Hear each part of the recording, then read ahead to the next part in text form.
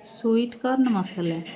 आवश्यक सामग्री 1 cup सिझा sweet corn, 2 चामच बटा नड़िया, 1 चामच जीरा गुंड, 1 चामच धनिया गुंड, 1 चामच गरम मसला गुंड, 1 चामच टमाटो सॉस, 1 चामच चिल्ली सॉस, 1 चामच अदा रसुण बटा, अधा चामच डालचीनी गुजराती गुंड, अधा चामच हलदी गुंड, 2टी सरू सरू कटा पियाज, 2टी तेजपत्र, अल्प चीनी, अल्प धनिया पत्र, स्वाद अनुजाई लुण।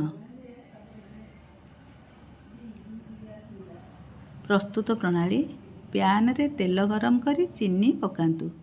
चीनी लाल होई आसिले सेथिरे कटा पियाज पकई भाजंतु।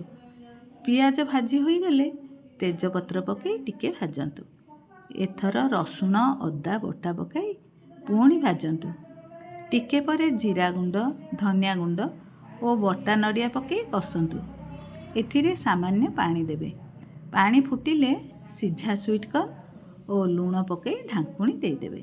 5 मिनिट पर ढांकुणी काढ़ी सेथिरे डालचीनी गुंड, गुजराती गुंड, गरम मसला गुंड, टमाटो सॉस, चिल्ली सॉस पकई गोलई दियंतु। तेबे एहाकू तळुकू ओह्लेई आनी धनिया पत्र पकई सजेई परसंतु।